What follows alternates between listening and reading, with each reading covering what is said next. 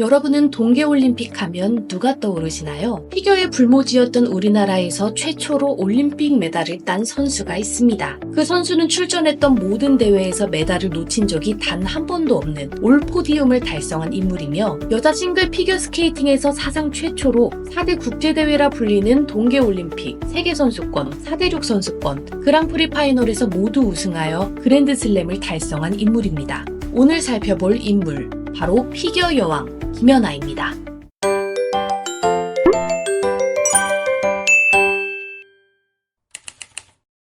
김연아는 6살이었던 1996년 처음으로 피겨스케이팅을 시작했습니다. 그리고 초등학교 때 이미 각종 국내 피겨대회에서 수상을 하면서 그 재능을 드러냈고 12살 때는 국내 피겨스케이터 중 최연소의 나이로 트리플 점프 5종이라 불리는 트리플 러츠, 트리플 플립, 트리플 토룹, 트리플 룹, 트리플 살코를 완성했죠.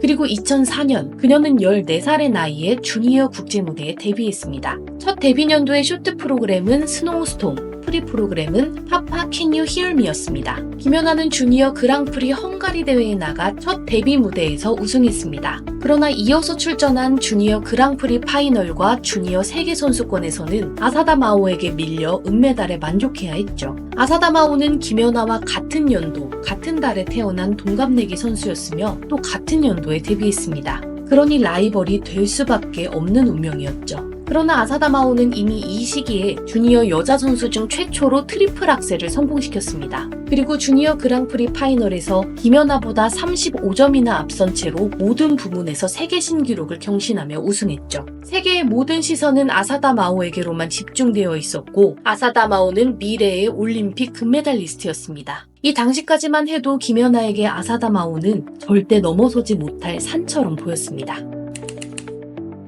0506 시즌에는 프리 프로그램은 그대로였지만 쇼트 프로그램은 영화 물랑루즈의 음악인 록산느의 탱고라는 새로운 작품을 들고 왔습니다. 이 시즌에 김연아는 주니어 그랑프리 파이널에서 트리플 점프 5종을 모두 성공시켜 처음으로 금메달을 차지했고 또 주니어 세계선수권에서는 전년도와 반대로 아사다 마오보다 24점이나 앞서면서 우승했습니다. 이제 그녀는 아사다 마오와 대등한 위치까지 올라왔죠.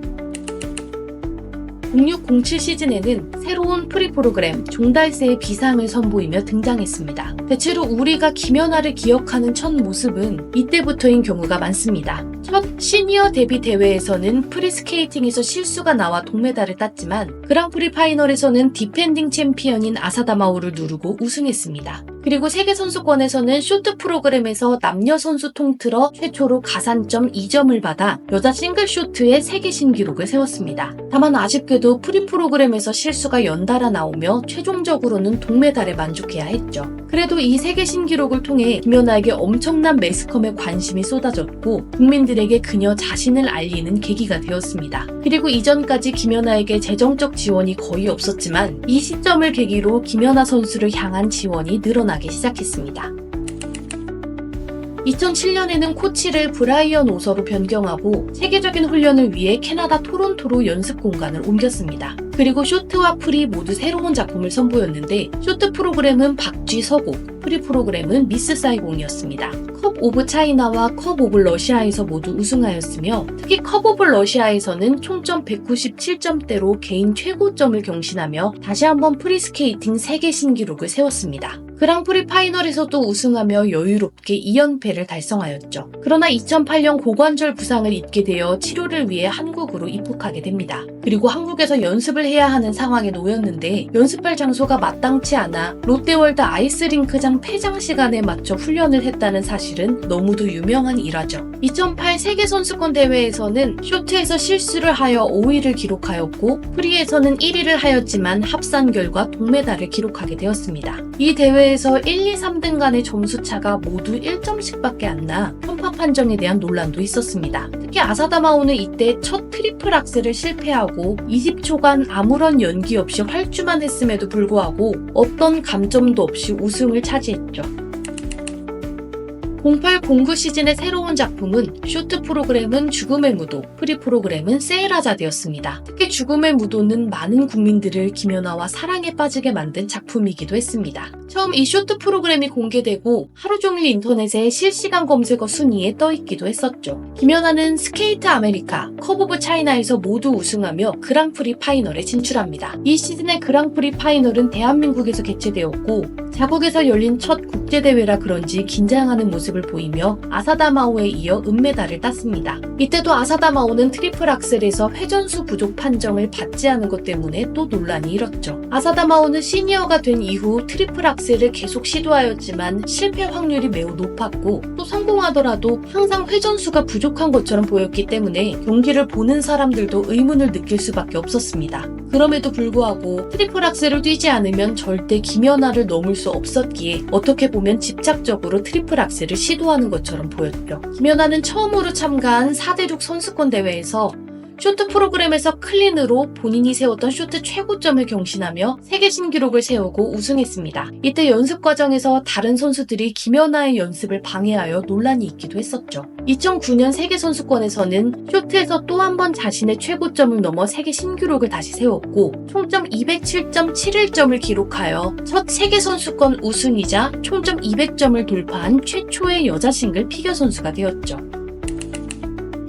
0910 시즌에서 김연아는 쇼트는 제임스 본드 메들리 007, 프리는 조지 거슈인 피아노 협주곡 바장조를 프로그램으로 들고 왔습니다. 그리고 이전부터 트리플 플립에서 자꾸 엣지콜 판정을 주자 기존의 트리플 플립, 트리플 토룹 구성을 트리플 러츠, 트리플 토룹으로 난이도를 아예 올려왔죠. 아사다마오와 다시 맞붙은 트로피 에릭 봉파르에서는 프리스케이팅 세계 신기록과 함께 총점 210점을 받아 다시 한번 총점에서도 세계 신기록을 세웠으며 210점을 넘은 최초의 여자 싱글 선수란 타이틀과 함께 2위 아사다마오와 무려 36점의 격차로 우승하였습니다. 이어서 출전한 스케이트 아메리카에서 이번엔 쇼트에서 다시 세계 신기록을 세웠고 그랑프리 파이널에서도 우승하였습니다. 그리고 드디어 그녀의 생애 최초의 올림픽 밴쿠버 올림픽에 출전하게 되죠. 쇼트 프로그램에서는 78.5점이라는 세계 신기록 점수로 1위에 올랐고 프리에서도 150.06을 받아 또다시 세계 신기록을 세웠습니다.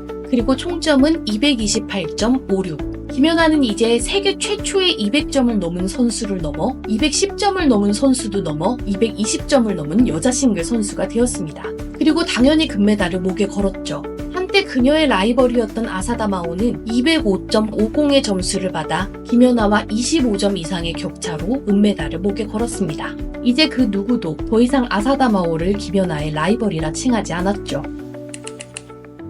1011 시즌은 피겨 여왕 김연아가 밴쿠버 올림픽 이후 브라이언 코치와 결별하고 잦은 부상과 고난으로 은퇴를 고민했던 시기입니다. 이번 시즌의 프로그램은 쇼트 프로그램 지젤, 프리 프로그램 오마주 투 코리아였죠. 그녀는 2018 평창 올림픽의 홍보대사이기도 했기에 이전처럼 많은 대회에 참여하지는 못했습니다. 1년 만에 출전한 세계선수권 대회에서는 쇼트에서 깔끔한 연기로 1위에 올랐으나 프리에서 실수를 하여 안도 미키에게 1점 차로 아쉽게 금메달을 내줘야 했습니다. 그러나 올림픽 금메달을 딴 뒤 대한민국의 위상을 보여주고 국민들에게 고마움을 표현하기 위해 선택한 오마주 투 코리아는 대한민국 국민의 마음을 울리기에 충분했죠. 특히 아리랑 특유의 서정성이 가미된 이 곡은 대한민국의 자랑 김연아만이 할 수 있는 것이었기에 더욱 극찬을 받았습니다. 딱 한 번밖에 볼 수 없었다는 사실이 아쉬울 뿐인 곡이죠.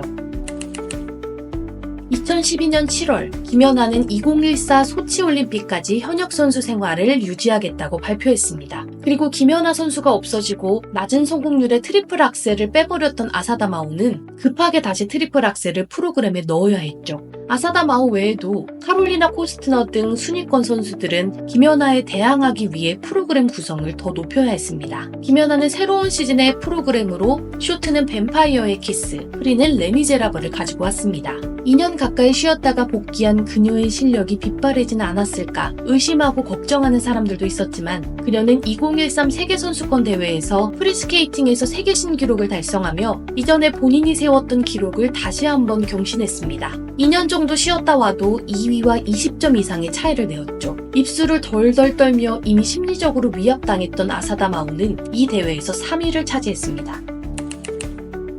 대망의 소치 올림픽 시즌이 되었습니다. 우리의 피겨 여왕은 새로운 프로그램으로 쇼트는 어릿광대를 보내주오, 프리는 아디오스 노니노를 선보였습니다. 이 중 아디오스 노니노는 우리말로 안녕 나의 아버지라는 뜻인데요. 김연아는 자신의 마지막 시즌의 프리 프로그램으로 자신을 위해 평생을 헌신했던 아버지를 위한 음악을 선택했습니다. 그리고 소치 올림픽에서 김연아는 쇼트에서 74.92점으로 1위에 올랐죠. 그러나 CBC 등 외국 해설진과 SBS 같은 우리나라 해설진들도 모두 김연아에게만 점프 가산점과 스텝 레벨 판정을 낮게 줬다고 의문을 나타냈습니다. 프리스케이팅에서는 144.19점을 받아 총점 219.11점을 받았습니다. 러시아 아델리나 소트니코바에게 5점 차로 뒤져 은메달을 따게 됐죠. 그러나 누가 보아도 이는 편파 판정이었습니다. 막눈인 제가 보아도 아델리나 소트니코바는 전혀 아름답지 않았습니다. 기술적인 건 잘 모르지만 예술성으로 보았을 때도 김연아와는 전혀 비교가 되지 않았죠.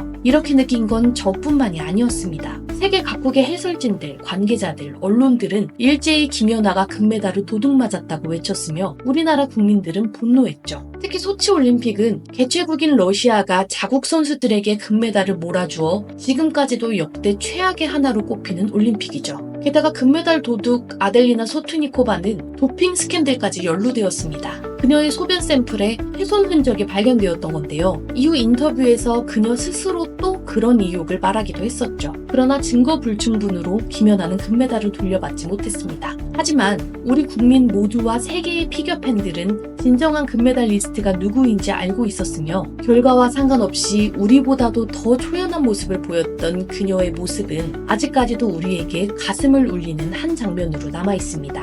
시상식에서 벅차오른 듯 눈물을 훔치던 그녀는 곧 눈물을 걷어내고 환하게 웃으며 그녀의 인생에서의 마지막 순간을 멋지게 마무리했습니다.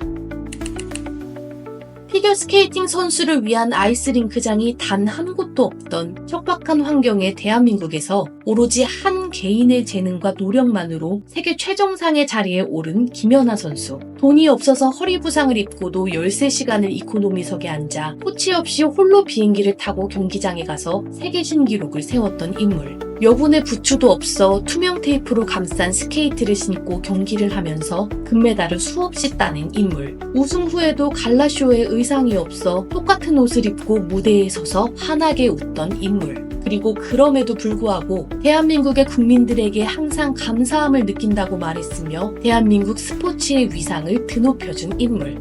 지금까지 우리 가슴속 영원한 피겨 여왕 김연아의 인생 이야기였습니다.